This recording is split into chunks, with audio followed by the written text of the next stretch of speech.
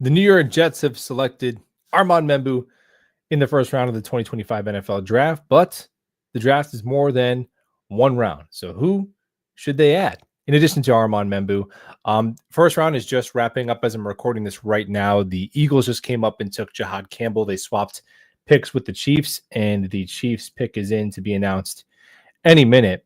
But I'm feeling pretty good about the crop of players that are available to the New York Jets right now as they're heading into the second round. Pick 42. My mind immediately goes to pass catcher, right? I think that was probably, if you didn't want Armand Membu, I'm going to wager pretty safe chance that you preferred the Jets. Take one of those two tight ends who went in the top 15, or maybe even Tedderall McMillan. But, and yeah, look, man, I love the Membu pick. I'm not going to whisper sweet nothings that it means that you're somehow comfortable with the Jets pass catching unit if you preferred Armand Membu, right? The team has a lot of holes, no doubt about it. I think Membu was the most valuable asset that this team could add for the future, for their future. It's just that simple to me. And I do think that we often massively overvalue the present when you're making an investment that should be a 10-year investment. So, and if you look at the picks that went after, like the offensive line and defensive line investments, right? 1, 2, 3, 4, 5, 6, 7, 8, 9 offensive linemen in the first round, and then probably even just as many defensive linemen, and teams drafting ahead of need, like the Commanders taking an offensive lineman, the Saints going back and getting another one, the Cowboys going offensive line the third year in a row. It's just, if there's a spot to really feel secure and invest in, that's the spot to me. So I like the Membu pick, and I think as a player, the talent, the need, and the positional value all lined up nicely for him at 7. Offensive line complete. The wall is built. They're all 27 years or younger, all 5 starters. I love it, man. I love that pick. Now, I don't love Stone Smart as tight end 1 necessarily. So my mind right away goes to Mason Taylor. To me, would be my preference for the Jets if you look at this best available board. Now we don't know who's going to be taken between the picks 33 and 41, obviously.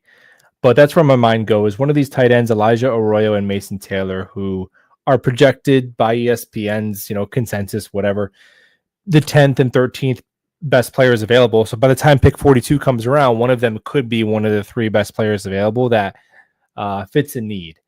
And I think that's still a significant investment, right? At a pass catcher. And if they did do that, that would be your first 2 picks on offense to help you score some points and to help out Justin Fields. That's where my mind goes. But either way, the Jets went in the first round. Honestly, like it should have been pretty easy to get a really damn good player there. That hasn't been the Jets' issue when they had Joe Douglas as the general manager. Joe Douglas drafted Sauce Gardner and Garrett Wilson and Elijah Vera Tucker and Jermaine Johnson and Joe Timmon, a couple good players. But the Jets have struggled to draft and obviously develop because it's coaching as well. Mid-round picks are more coaching dependent than like freaking Garrett Wilson, just go get open, right? Malachi Corley is a shining example of that. But they've really struggled in those mid-rounds. So to me, that's where I want to see if this regime has some chops. Can you draft a receiver in the 4th round who can go out there and get 400 yards and a couple of touchdowns and contributes right away and doesn't have to be inactive and doesn't only have to play special teams, right? Can you draft a tight end at 42 who something similar is your 3rd leading pass catcher and looks like they belong on an NFL field right away, right? Can you draft a defensive tackle in round 4 who plays 42% of the snaps and is a nice run defender next to Quinn Williams? Can you draft in round 5? Can you get a safety who plays in certain sub packages and plays on special teams, and you feel like maybe that guy could compete for a starting job next year, right? So that's where good teams separate from bad teams. Like the Jets have been bad, and they've had 7 top 15 picks like the past 5 years. Yeah, you and I could do that. We could take sauce. We could hit on picks in the top 15. We could take Armand Membu or Tyler Warren. They both are going to be good. Colston Loveland is going to be good. Ted McMillan's going to be good. That's easy, man. We could do that.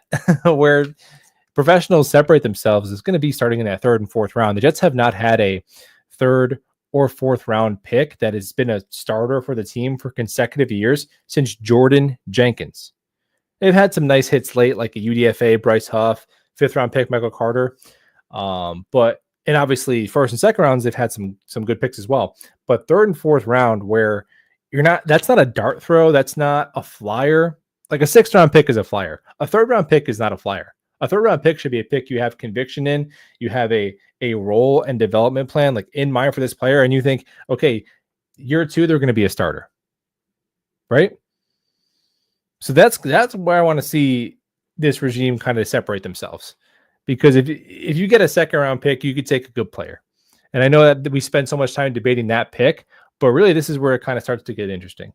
And I hope that they take, my hope is a pass catcher. So I would like one of these tight ends. That's cool. Mason Taylor, Elijah Arroyo. But I think there's going to be some good receivers there too. You see Jaden Higgins. He's a popular one amongst Jet fans for good reason. Even Trey Harris, Luther Burden. I mean, I think he'll get snagged.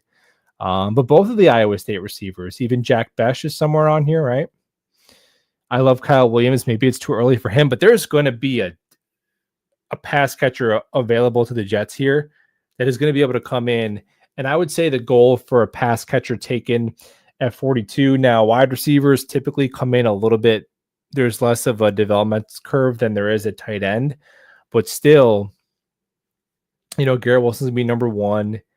And that you should still be in the top like 3 or 4 pass catchers right away, right? You shouldn't be like way behind Josh Reynolds and Lazard and Rucker. Like maybe it's Garrett, Brees, and then you should almost be right there right away. Like, I mean, maybe Josh Reynolds is back and healthy and he's comfortable with the offense. So maybe he gets a head start and he can be like a 600-yard receiver. Okay, whatever. But then that player should be right there, as a rookie, no doubt about it. It shouldn't be a player that we're just waiting for next year or like a breakout. The same thing with Corley. And with Corley, like, to be fair, last year the Jets did have, once they traded for Devontae, they did have Garrett, Devontae, and Lazard, which is a good starting wide receiver trio, even though Lazard has the drop issues. So it's not like he was sitting behind complete scrubs. But now there's no Devontae. Right. So, and Conklin is gone. It's just another pass catcher.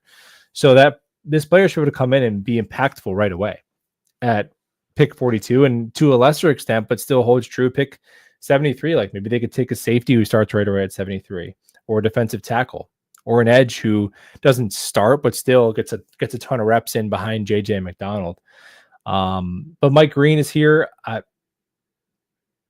don't know when he gets taken. I think it's some off the field stuff with Mike Green that's having him fall.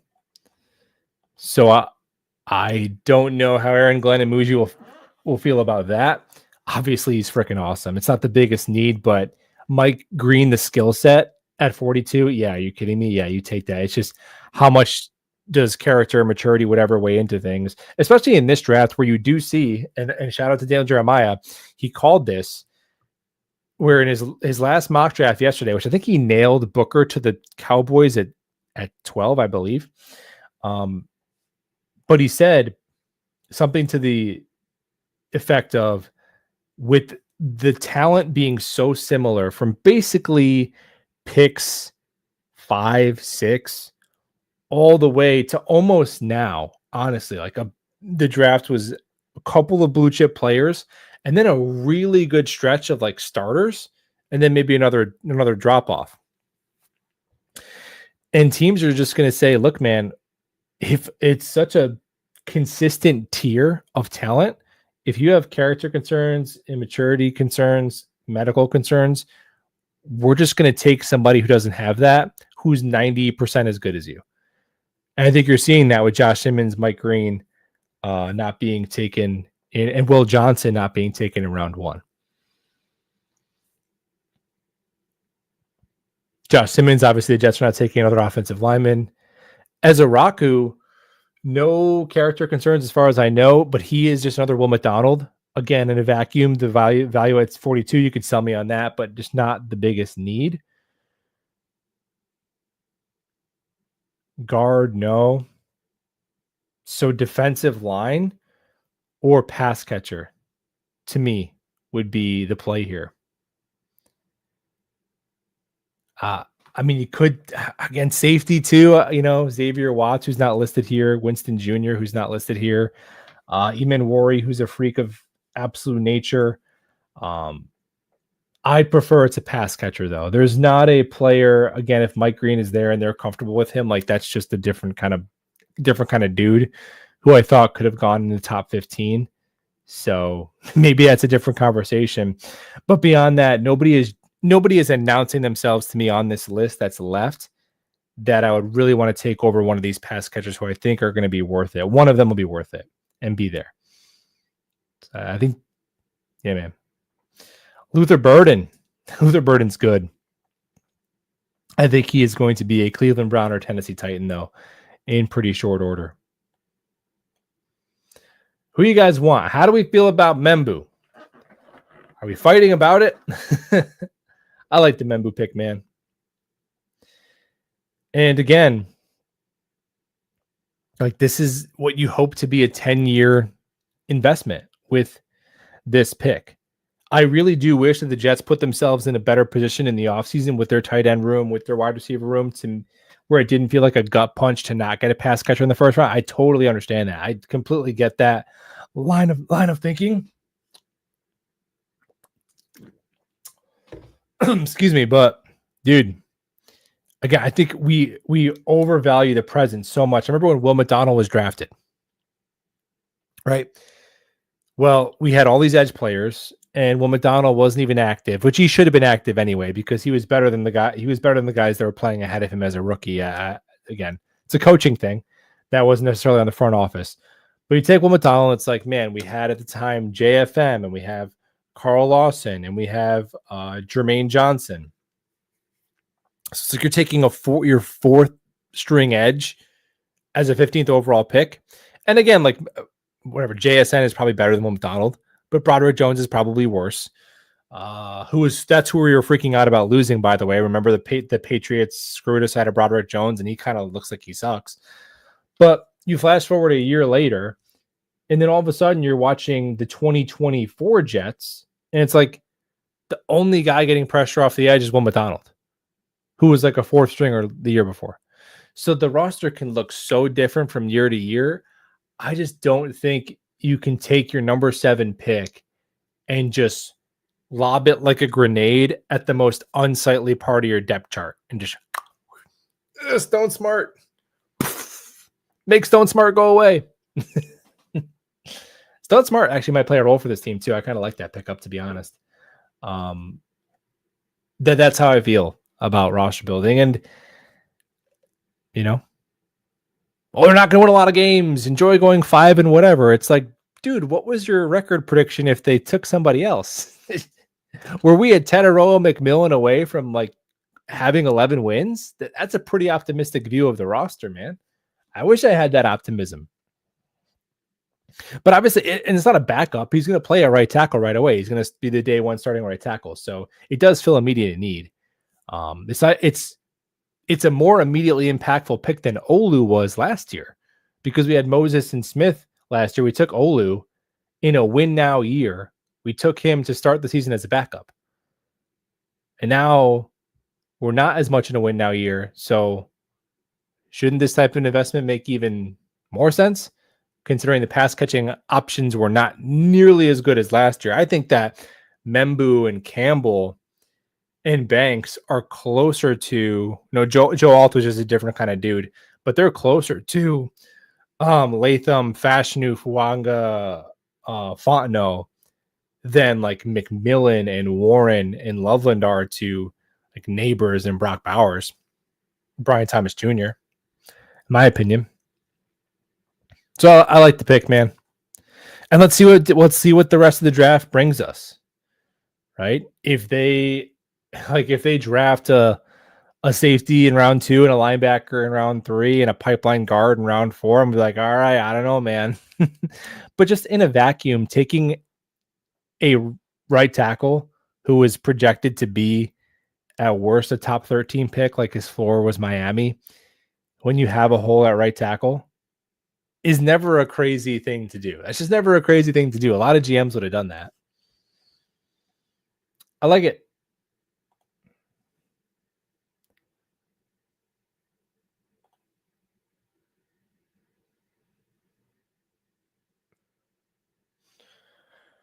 Jets have a real chance to have a top offensive line before 2026. Yeah, Dakota Vibes guy says, checking in before bed. In after leaving post Saints for my brother. Shedeur falls out of round 1. Yeah, it's just once he fell past Pittsburgh, there wasn't really. It was going to have to be a trade up, I think.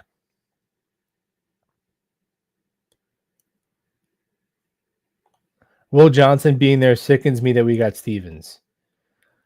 Dude, I love Will Johnson, man. You know, honestly, if we didn't sign Stevens and we had a hole at corner, I would have been okay taking Will Johnson at 7. Now, I guess I'm crazy, or I just don't. Well, we found out that it's a knee issue, but Will Johnson's a beast, man. I love Will Johnson. But if he has a medical, obviously, I just don't know where does the slide stop for him. You know, it depends on what it is. I remember, wasn't it trade the guard from KC had the heart thing? He was going to be a second round pick. He goes to the 6th round, and he's been fine. He's had a great career, so I don't know. Xavier Watts, it's a name. Trey Harris, Betch, yep. Jaden Higgins is a home run pick. I like it. We got to break the second round wide receiver curse at some point, man. Let's start. Let's get it done. Yeah, Burden is a monster. That his quarterback play was atrocious, and he was awesome in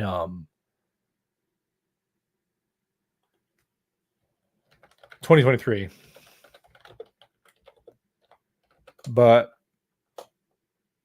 I always hate to say this as like a fan, like you have no idea, you've never met the person, but people mention like character stuff with him.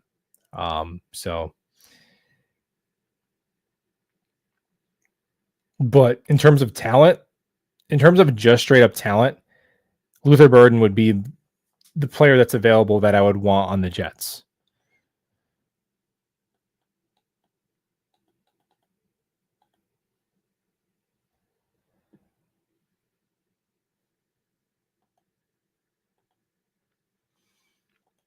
How excited can we get about the potential of this offensive line?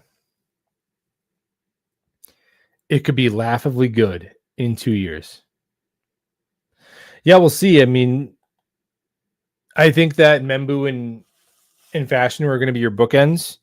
And then on the interior trio, they might have to pick 2 out of 3, right, to pay, with AVT and Simpson both being pending free agents. Are they going to pay 2 guards like top market rate? Because you hope they earn it, because you hope they have another awesome season. Like Simpson and AVT, if they were both free agents this past off season, they would have gotten $15 million a year each. So, you know, but the thing is, by the time you'd have to pay Membu or Fashanu, those contracts would be coming off the board. So you don't have to pay your entire, like the Jets offensive line is still not going to be insanely expensive if they can stagger the contracts, right? And if the Jets do end up having an expensive offensive line and it's worth it, who cares? Like who are the picks? It's what it gets. It's so freaking simple every time. Like if they're good, we won't care. It's so true every time. If they're good, we won't care about the position, about the need, about the fit. Like remember, the Jets traded up for a guard. They traded 2 third-round picks. So they designated 2 third-round picks and a first-round pick to take a guard. No one ever brings it up as a bad thing, who sometimes plays tackle. Now, leading up to this draft, if you're like, hey, what if you play Will Campbell and he starts to tackle and he kicks inside the guard? It's like, oh my gosh, you could never do that. Well, how come you could trade up for AVT? Because AVT is good. And if they're good, we don't care. Who was drafted after Jermaine Johnson that you would rather have? You never think about it because he's good, even though he's injured. He's good. So we're like, there's if you draft a good player, then you extend them, and it's like, oh my gosh, the contracts of this and that. Like, these are good problems to have. I hope that Armand Membu and Olu Fashanu in 4 years are making a combined $60+ million a year from the Jets. I hope so. Because when you take players who suck, then you have to pour more draft picks into replacing them anyway. So, okay, you have these two. Oh, they're expensive. Good. Those premium positions are solved. Now you can go draft a receiver, or you can go draft this or that instead of redrafting those other positions. So that's one thing I never got about the pushback on Membu. And I think it's been 80% positive because it's not that crazy of a pick. I think we kind of knew it was probably going to be him or Warren. But no one ever mentions that he's a bad player. It's like, I didn't know about him until 2 weeks ago. That's kind of on you, though. Like when John from Ronkonkoma discovers a prospect chronologically has no bearing on how good they are. I'm sorry, that's not a good enough argument. By the way, where was Tyler Warren projected to be drafted after his third college season? Did you hear about him then? I don't think he did. Or the combine. Joe Douglas took a first-round offensive lineman 7 years ago. Like, these are awful arguments. The argument should be like, oh, I think he has terrible foot speed, but he doesn't. Oh, I don't think he has the reservoir power, but that's not true. Oh, he has all these off the field concerns, but he doesn't. Like, those would be the reasons, but no one even mentions those. So I'm like, guys, I'm down to be negative about the Jets and their decisions, but you got to do better than like, I didn't know about the guy till 12 days ago. He didn't know about you either. What? And by the way, Connor Rogers and Trevor Sikkema, who they're probably be doing their post-draft live stream soon. It's a great one every year. And that's the only draft content I watch all year round because it's awesome. They had Membu as their OT1. Well, he was Rogers' OT1 and Sikkema's OT2 in October. So I call BS. I like Membu, man. Isaiah Bond. Yeah, you're probably thinking third round, right? Yeah, some speed. I could be down with that. Ferguson or Fannin in the third or fourth should do it. Yeah. It'll be interesting to see the order in which those tight ends could go because I think it could go in any order between Arroyo, Ferguson, Fannin, Mason Taylor, right?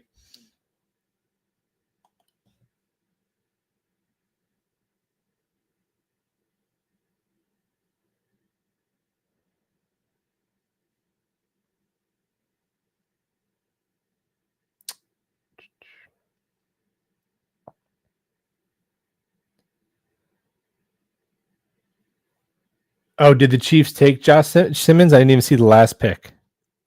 There he is. Okay. Yeah, another offensive lineman. Even though there was going to be first ballot Hall of Famers at pick 42. Now, there'd probably still be a good one. Ursery, I think, if they took Warren and Ursery, I would have been cool with that too. But Connerly was always a pipe dream, man.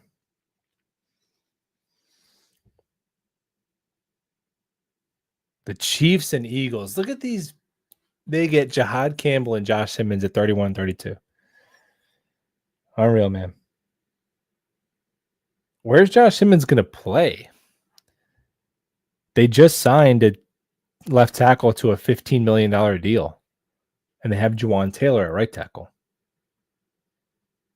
They'll probably have him play left guard and replace Tooney and then kick him out to tackle next year.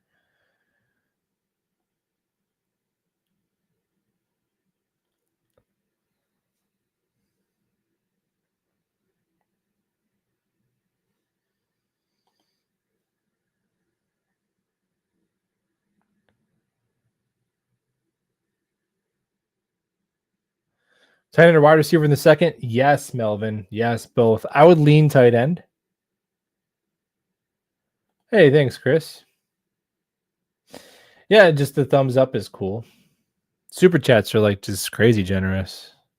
I mean, it's just the guy talking about the damn Jets. And YouTube. So does YouTube when you're watching? Because I have YouTube Premium, so I sometimes I'll like someone will hand me their phone for a YouTube video. I'm like, oh my gosh, I forgot there's ads. Is there if you're watching this? I know there's ads after the stream is over. If you watch it on replay, there's actually kind of a lot of ads on the longer videos. But does it do it live? Like, will it send you to an ad live that you have to wait to come back, or do you just get to? Because that would be really annoying. I don't know if it does that or not. I hope it doesn't, because that would suck. Mason Taylor, let's do it. You liked Will Johnson too.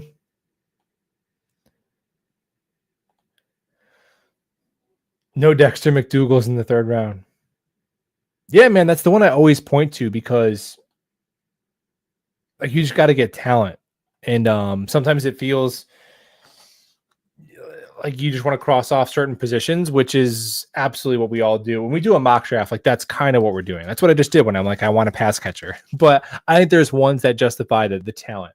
Where I remember when the Jets took Dexter McDougal, there was they panned to a Jet fan, and the guy didn't know who he was. I'm pretty sure I didn't know who the hell Dexter McDougal was. So they go, the Jets select Dexter McDougal, and there's a Jet fan, and he goes, who? And then they go cornerback, and he goes, oh, okay, we got a corner, good pick. But it wasn't because you didn't get a good corner, right? So it's just an example of like, man, even if it's not the position they most likely needed, like the Lions going with Talik Williams, they just took the best player that on their board.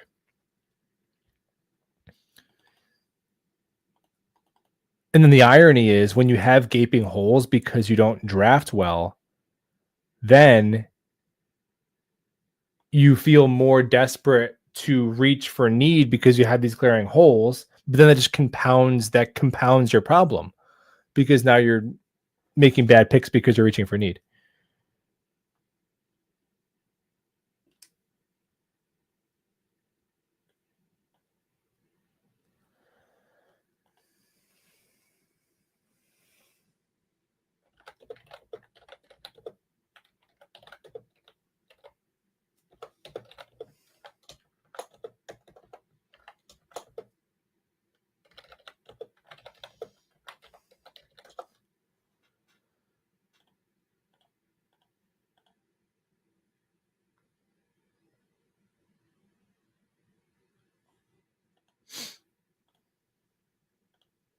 Super chat from Shane. What's up? Thanks, man.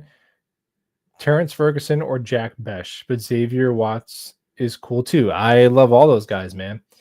You know, with Besh, am I saying his name correctly?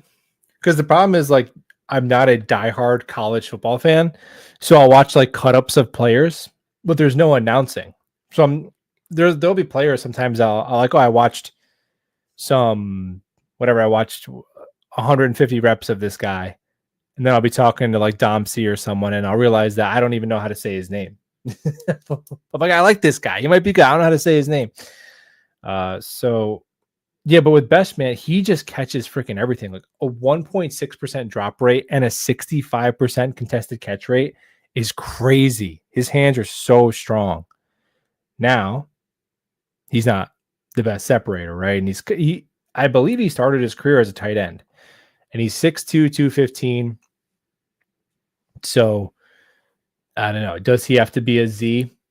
Probably. Playing the slot a bit, probably. I don't know if he can win against press as an X in terms of just his release, but in terms for a receiver to just have really strong hands at the catch point, elite contested catchability, and never drop passes, that's a good starting point.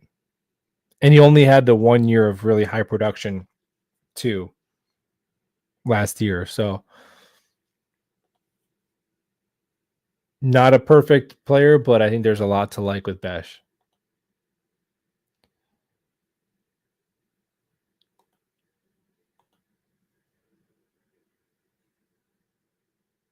Thanks, Shane. I'll take one Luther Burden, please. Dude. Luther Burden is good, man. Yeah, of all the guys who are left, that would be my preference. Now, I imagine he's not there at 42, but of the guys who are currently left, I would take Burden.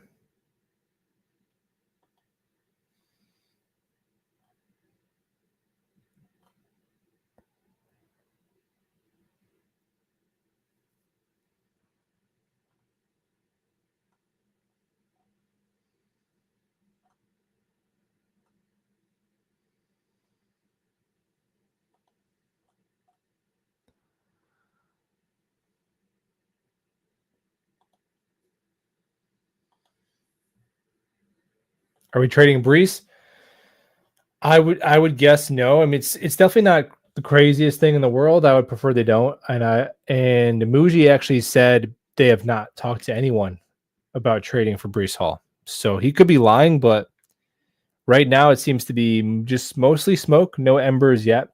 Matthew, what's up, man? Who's your favorite pick for the second round? Mason Taylor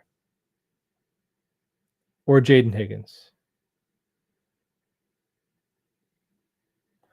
Yeah, I didn't know about Armand Membu until the thing is with this Jets pick, like, dude, the Jets are in such a bad it's the easiest thing in the world to be miserable about a Jets decision because you have 15 years of track record of like, if I just say it's gonna be bad, then you'll probably be correct. It's the easiest thing to do. Like Tyler Warren was not my preference.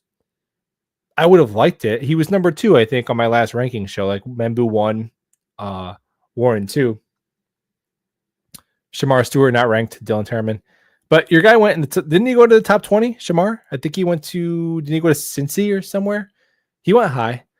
So the league had some love for Shamar, not unsurprisingly. He's a freak athlete. But yeah, man, if the Jets took Tyler Warren, you could come on here and you could say, oh, so the Jets are going to be the first team ever in NFL history to take a tight end top 7 and not regret it.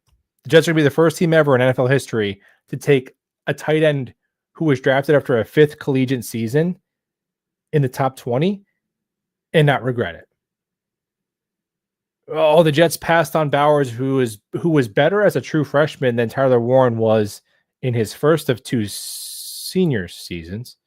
And now they're going to take Warren. It'd be so easy to do all that, no matter who they picked. Oh, they took Mason Graham. Wow, we have to have 4 first-round picks on our defensive line. Because that would have been the case, which nobody ever brought that up with Graham. It was only the offensive line. You can't take really good players again. But if we took Mason Graham, the Jets would have had McDonald, Jermaine, Quinn, and Graham, 4 first-round picks. Why can't we get defensive linemen in the later rounds? We took McMillan. Great. We took a slow wide receiver who doesn't like to watch film. Awesome. It's so easy to do that, man. Like it's the easiest thing in the world to do. Of course you could do that. It's the Jets. But yeah, like saying you didn't know about a guy is like just saying you don't follow the draft that closely because he's OT1 in my opinion the best draft content since October. So that might be a skill issue, man. If you didn't know who Armand Membu was.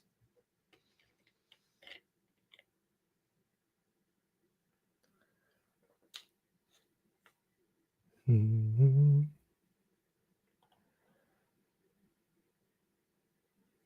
Which tight end feels like an Aaron Glenn pick? I don't know what an Aaron Glenn pick is like that much because we only have one to go off of. Which tight end looks the most like Armand Membu? Not Gunnar Helm. Off the top of my head, Gunnar Helm definitely does not look like Armand Membu. I just like Mason. I think Mason Taylor is in a different tier than the rest of the tight ends. That's just me. So if Aaron Glenn likes good football players, I think he'll like Mason Taylor. Personally. Yeah, Dylan's that guy. Dylan, why aren't you in here? Dylan, why are you in? You're probably in bed. I wasn't even going to go live. There's just so many live streams, and I wanted to watch other live streams and the draft, and so I'm like, I'll just come on after.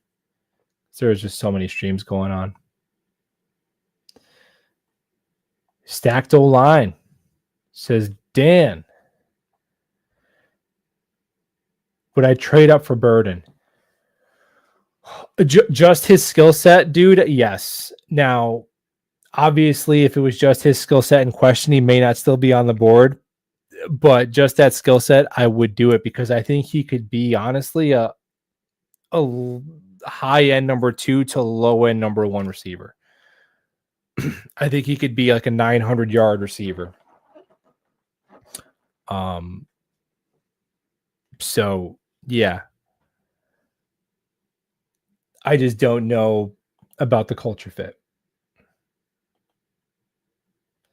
Yeah, the cost to move up has been crazy because everybody said it wasn't a top heavy draft, so you'd think that you'd be able to move back for cheaper. All right, I'll drop a link to you, Dylan. Is Loveland better than Warren? So, in my opinion, Warren was a slightly better prospect than Colston Loveland. Am I shocked that Loveland went before? No, not really. I think that just comes down to style. I mean, is the 10th pick that much crazier than the 14th pick? Even the 7th, again, once honestly, once Abdul Carter was picked, like from Will Campbell to Jalen Walker at 15 I think that's kind of a similar tier of players. So, I don't personally, I didn't feel like any more conviction about the Membu pick because Warren was taken later. Because I still think Warren is going to do awesome with the Colts if they can get a quarterback. But hey, the Jets are kind of they're trying to revive somebody as well here with Justin Fields, who does, man. I'm hoping he can improve his pressure management because he just sacks himself. That's my number one frustrating thing about watching Justin Fields. Because they have those videos where you can watch, and it's not like all 22, so it's not whatever, but they have those videos where you can watch like every throw. So you can go back, you can spend like, less than an hour and watch like almost every throw of like the last couple of years, like a 17-game sample of throws. And honestly, I expected his accuracy to be worse. I expected to just pop on Justin Fields and be like, oh my gosh, ball's going way over guys' heads. It's crazy. Turnover worthy plays. Not really with Fields. It's the thing that was, so the accuracy was actually okay. I thought the arm strength was good. But man, like, throw the ball. You're watching him, you're like, throw the ball, escape. You got to get out of there because he takes an insane amount of sacks. And he'll probably still do that to an extent. And we'll have to hear people saying, oh, you took an offensive lineman and we're still giving up sacks. Like, yeah. That's the one thing. If he can improve that, I think his floor is underrated because he's going to give you top 5 rushing production at the position and he doesn't have crazy turnover-worthy plays. Is he going to become a savant and be knifing through defenses like, whatever, prime Aaron Rodgers? No, there's just a ceiling there, right? To your ability to do that. But if he could stop sacking himself, that would be the number one thing. Because then there's stuff to work with if he can figure that part out. There really is. DT, dude, what are you doing awake? You normally got an earlier bedtime than me, man. Working man. I had the coffee ready for tonight. I took a 2-hour nap pre-draft, got rid of a little headache, watched the whole thing. I feel like I could stay up for another hour and a half, but that means in 15 minutes I'll probably start yawning on here. Yeah, man. So Shamar Stewart, pour one out. Nah, man, we can root for him still. He's not. That's a great spot for him, though. That's a great spot. I really had a feeling that they were going to go Michael or Shamar there in a lot of my mocks. That's a great spot for them. The big edge to replace Trey Hendrickson in the future if that doesn't pan out. Yeah, man. So how are you feeling about Membu? I know you liked Membu, but I think, considering the board, when I posted my power rankings for the 7th overall pick, my final power rankings, so to speak, because I feel like every morning I woke up and it changed. It was Mason Graham, Will Campbell, Armand Membu. So the top 2 guys aren't there. We take Armand Membu. I'm glad the Jahdae Barron Smoke, died very quickly. I was okay with edge if a couple of guys were there, obviously, but not really. So yeah, I feel like that was like the top guy on my board. I had a good reaction. Tyler Warren was probably, in the mix, but I'm glad that the 45-minute Zoom call or 2 45-minute Zoom calls kind of swayed the Jets' decision. They solidify the line in front of Justin, and I feel pretty good that they can still get pass catchers on day 2, whereas 9 offensive linemen went. And I wouldn't feel great about who we would pick at 42 for our offensive line. I concur with all those statements. You know what's really cool, dude? Since Dave brings it up, PFF just added this where you can do a mock draft now, Mid. and all the first round they already have plugged in there. Oh, let's go. So let's see what's up for rounds 2 and 3 at least. If I can figure out how to work a computer. What is this you just dropped in here? Is this your board? This is just the first round, in case you needed to reference it back. Okay, gotcha. Yeah, it's just the full first round. It's going to be the full draft, but I'm going to I'm on live with Jake tomorrow night for the full day 2 experience, and I'm going to try to update it live. Yeah, it's going to be a long one, but I'm going to try to update it like as we go, pick by pick, hopefully. We'll see how like chaotic it gets trying to do that and conversate. So, but I'm excited. I think this is cool too, this feature that they have. I didn't know that this was the thing. Yeah, I'm telling you, PFF is stepped it up the past couple of years. Like when they first came around, and it was like, this offensive lineman is a 52, and you're like, shut up, nerds. And I get that, but they've really made it a pretty awesome product if you're like a diehard football fan, in my opinion. So they teased gambling stuff today on their draft show too. Ooh. Yeah. Okay, so in this one, Shedeur Sanders goes at 33. Will Johnson goes. Luther Burden gone. Mike Green gone. Diamond Ezeraku gone. Nicky Manwari gone. Nick Scorton gone. Landon Jackson and Benjamin Morrison. So, dude, did you see my tweet? Hold on. Did you see my tweet? Like not 20 minutes ago. This is incredible that you just mentioned this. Every name but Shedeur Sanders was in this tweet of names that I would trade up for. 38 minutes ago, if I was Darren Muji, I'd consider calling up for Luther Burden, Ezeraku, Mike Green, Nick Scorton, Nick Emanwari. They're all like in that top tier to me. There's a tier break after those guys. Will Johnson too, but I just don't think corner is a pressing need. But like everybody but Shedeur Sanders on that list, I would have traded up for if I'm Darren Muji, or at least considered calling and seeing what it would take. Yeah. So what are we left with? If they're cool with Burden's culture fit, I mean, I don't know if he's not.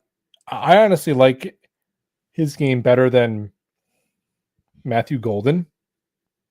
So to me, he was my third favorite receiver behind Hunter and McMillan. So I mean, man. So you had them both higher than Igbuka then? Burden and Golden? I liked Burden and Igbuka better than Golden. Burden and Igbuka better than Golden. Okay, yeah, I had like a one-day phase with Golden, and then I was like, Igbuka, I thought Igbuka was going to go earlier than expected because he's such a high floor player. He reminded me exactly of JSN, where it's like, oh, this is going to be a low-end number 1 receiver. For 8 years, let's just draft that. All right, so our options are, so Trey Amos, we're not going to take a corner. Kevin Winston Jr. Yeah, almost scroll no further, right? Yeah, I mean, that's, again, maybe not the, he's so good though, man. You got to get good players. You got to get good players. We won't regret it.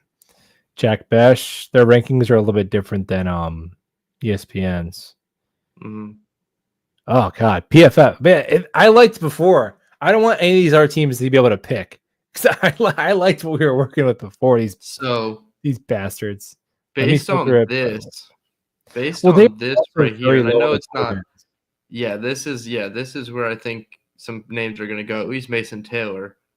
If these are the names that go before us in round 2, and these are the names we have to deal with, I would consider trying to find a trade back partner.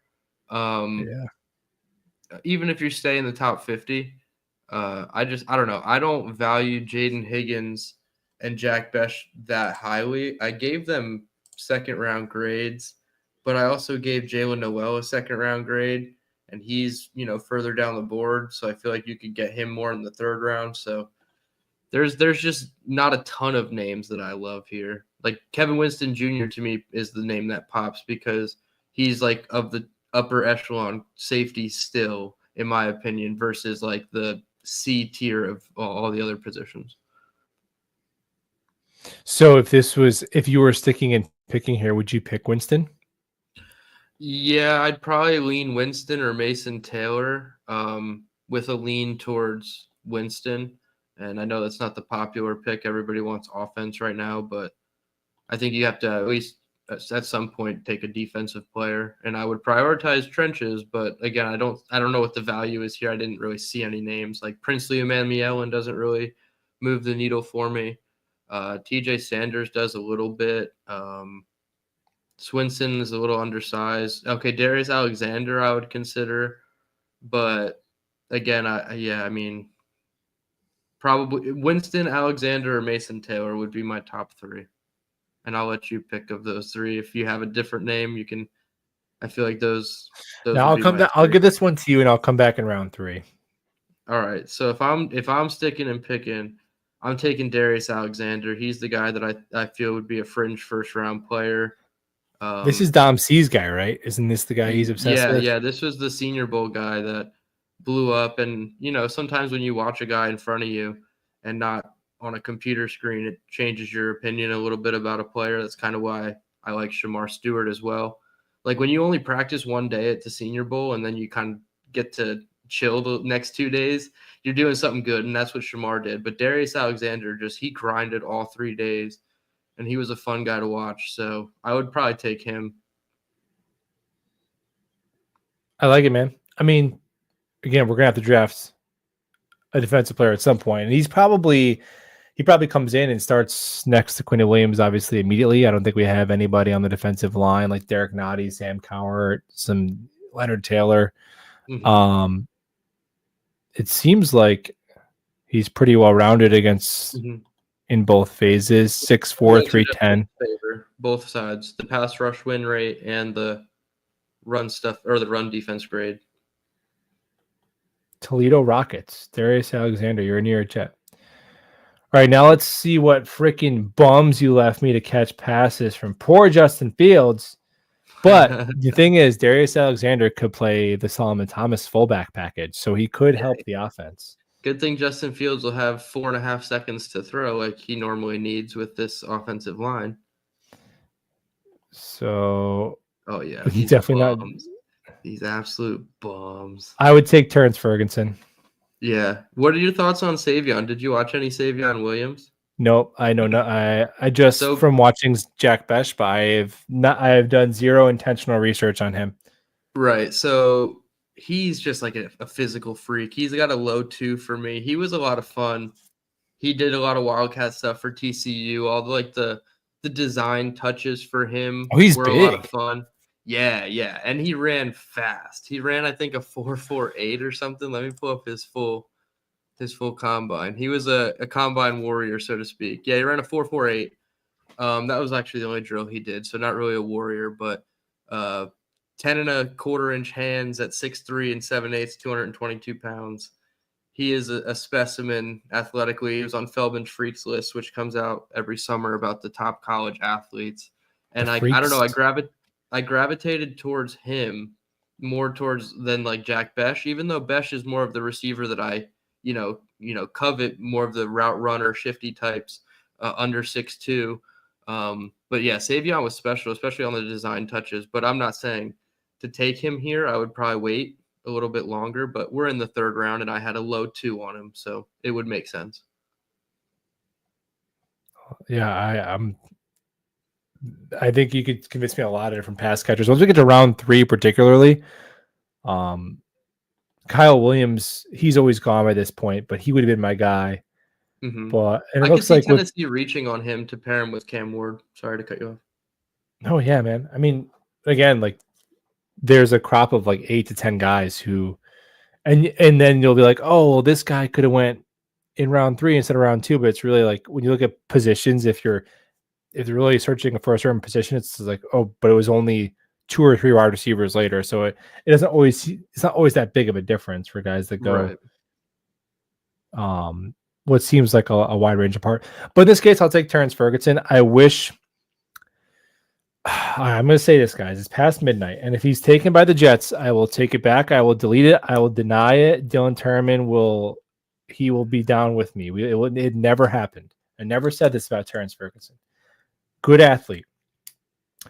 Kind of plays like a bitch. Is this my only thing with him? Like, he kind of plays like a bitch. And I just would prefer a tight end who did not do that. Just like the play strength, the ability to play through like any sort of contact, running his routes disrupts him, like playing the ball in the air, contested catches. Now he's got some wiggle and some route running, and he can get open, for sure. And he's really good after the catch, which is kind of weird because that's typically not a playing like a bitch type of trait. Yak, he's pretty elusive, but maybe Joe Blewett can give you the better scouting term for that, but that is my main concern with Ferguson. But at this point, I will take him to give Justin Fields some sort of tight end to work with here. So yeah, with Membu look below average, which again kind of points to the don't play like a bitch thing. Yeah. So there's your 3-round mock, Dave. Membu, Darius Alexander, Terrence Ferguson. I feel like I would be mad about it. I wouldn't hang this in the Louvre, but I would feel fine if we came away. I mean, those are all pressing needs. Like, you could argue that defensive interior and tight end are the next 2 most acute needs on the team. I think the defensive interior outside of Quinnen might be worse than the receivers outside of Garrett, to be honest. Yeah, man. I know they just added a lot of bodies to the room, but like, I get it. We have Quinnen, who's a top line guy, and we have Garrett, who's a top line guy, but who would you rather see on the field more, Derek Nottie and like Jay Tufele and those guys, or like Josh Reynolds and the potential of Malachi Corley and Tyler Johnson and Allen Lazard to an extent? Like, I would prefer the wide receivers on the field, and that it goes back to the conversation we had about the current starters on the team that need to be replaced ASAP, and it's Clemens, Ruckert, Josh Reynolds, and Chuks Okorafor, and they've obviously just replaced Chuks Okorafor. So now you have to go attack Michael Clemens and get him off the field as quickly as possible. So getting a defensive lineman. I like your roster construction strategy of like, who do we not want to see play anymore? And dude, like the nightmare rankings, like that's what we should do. Instead of power ranking the best Jets, we should just start from the bottom up and like, who are we scared of the most? In like, who's gonna screw up our season? And like, you find where you need to fill holes in free agency in the draft pretty quickly. I like it, man. We'll close with this one from Christopher, who says, could we take 2 tight ends, just one? Need at least one, likes Fannin or Royal Ferguson. So Fannin is, dude, I love Fannin. Here's the thing about Fannin. I would be terrified to take him as a GM, like particularly in the second round. I'm just a big fan, and I'm super excited to see where he goes because he's small. He's like 6'4", 230, looks even smaller, and he is not athletic. Now, football is definitely easier if you are big and athletic, for sure. But Dylan, he's really freaking good at football, man. His tape is good, and his production, he had 1,500. Like, what's the worst? I wonder what the worst tight end prospect who's ever had a 1,500-yard, 10 touchdown season in college. Like, like an ultra productive bad tight end. Like, that's just so rare. This is historic production. And I remember watching again, it's just the cut-ups. It ain't 8 games of film, but I remember seeing a Texas A&M logo on the field on a couple of his plays when he was running through and by everybody. And to my knowledge, those gentlemen play in the SEC.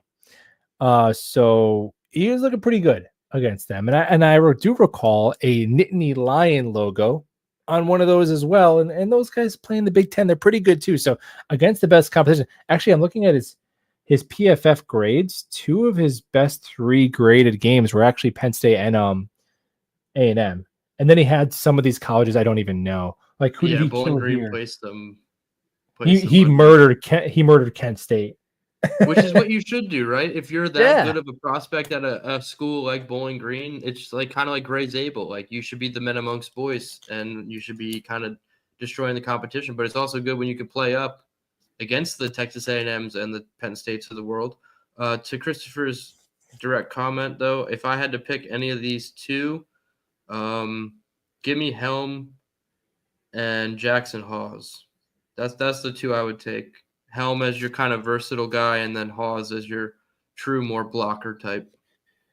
Yeah, I would go Hawes over a player like Mitchell Evans, who might be that kind of guy that you want, because with Hawes, and it might be insane to use a draft pick on a blocking tight end, but obviously we're talking like the 6th round, right? I mean, fifth round is the absolute Your earliest for second, Hawes. 5th rounder, yeah. Yeah, because he might go undrafted, so you can't you don't want to be wasting picks. But he is coming in like already will be one of a really good NFL blocking tight end. Like Hawes's blocking is that exceptional to where, okay, if you take him in the 6th round and he is maybe your tight end 3 and he plays some fullback and he plays like 12-13% of the snaps and he plays on half the special teams units, like, dude, that's a W 6th round pick. That's fine. And I'll throw another name out here because it's not on the list, and you want like a kind of sleeper for day 3, Maliki Matavo from UCLA. I have no idea who that is. Exactly. He's all the things you kind of just highlighted. He could be your inline Y. He could be your F. You know, he could be your move tight end. He could be your fullback, H-back kind of guy. Trevon Wesco, baby. Had a lot of pop in his pads at the Senior Bowl. Like you really like heard the blocking, the contact he was making. So he was one that stuck out to me, and he actually popped as a receiver to me first. And then as I started watching him, I was like, okay, now you can block too. So maybe you don't get a Jackson Hawes and you still get Gunnar Helm, but then you get Matavo in like the 6th or 7th round even. And I don't even know, maybe he's undrafted. I'm not sure where the projections have him. So at that rate, like the 5th to the UDFA range of like grade is hairs. So it's not like, oh my God, he was a 5th. He's, you know, so much better than a guy taken in the 7th. So, and somebody said in the chat, yeah, he's 6'6". He's kind of a hulking dude. So. Yeah, I mean, this guy is massive. 6'6", 265 for Matavo. I don't know what the analytics say on him. My experience is Senior Bowl only, but that's, you know, he was kind of run blocking for a tight end. There isn't. That's just an eye test thing. Like a lot of other stats are useful, but I think like blocking for a non-offensive lineman, and then to me, off-ball linebacker analytics are almost useless for off-ball linebacker. Yeah, I just didn't know if he had like receiving production that was. Yeah. So he had 506 yards on 41 catches and 2 touchdowns last year. Which if he's your, okay, I mean you're talking your tight end 3 blocking tight end fullback who would maybe catch like 10-12 passes on the year, 2% drop rate, which is fine. So. Yeah, and he's the second tight end you're taking this class, so he's just joining a group of guys. Yeah, obviously with him and Hawes, that would only be in addition to a tight end. I think if there is a position to double dip at, I think it should be tight end, honestly. Yeah, tight end, and I know it's like not a pressing need, but even defensive line, if you go one interior, one edge and one interior, I'll definitely lump them together. Yeah, I would say that's accurate. Yeah, don't double dip at wide receiver. I feel like you could probably get away with one and then a UDFA, especially if you get one at 42 or, whatever, you trade up for Luther Burden, then you don't have to, you can get a UDFA. Yeah, you like the eye test UConn Jet on Mason Taylor's blocking. The thing that's tough about college tight ends, and it's one of the reasons why they've been a tough projection, is that there aren't really many good blocking college tight ends. There just aren't. They're either, somebody put a tweet out and they said there's two tiers of college tight end blocking. 1, he gets in the way. 2, traffic cone. And so, and then Jackson Hawes, which is like God tier. I would say Mason Taylor gets in the way. I don't think he's a traffic cone. So there's some work there. But even I mean, tight ends around the league like Sam Laporta, is he a great blocker? Like, no, So I mean, You can get George around it. Kittle. Yeah, George Kittle is the one guy left. Like, it's like, wow, he's really good at both. So, but you And have to truthfully, be. if you could just Go chip ahead. a guy, you're fine. You know what I Yeah, mean? You chip it, you block release, it's fine. How many times do we see Tyler Conklin effectively just put a shoulder on a guy, go out like -1 Mhm. yards, average depth of target, catch a pass, and get 4 yards of after catch yards? Like, it's just that was the formula for Tyler Conklin. I feel like a lot of guys can do that, especially at the college level. It's just the guys that are Yeah, the really problem with willing to like. Conklin is he couldn't break a tackle to save his life. Well, that's what I'm saying. To get 4 yards after the catch, and Yeah. you caught it 1 yard behind the line of scrimmage. It's like, Oh yeah. okay, that was 3rd and 7. Now it's 4th and 4. Like, we're not doing anything here, so not conducive to success. But yeah, there's definitely names out there, and this is why I think going to offensive tackle to kind of wrap it all up is important, because now you can kind of finesse the pass catcher situation. Whereas if you took Tyler Warren or Ted McMillan or whatever, and then you really had to thread a needle with the offensive line in the 2nd or 3rd round. So I think this was ultimately going to pan out to be the better strategy after tomorrow.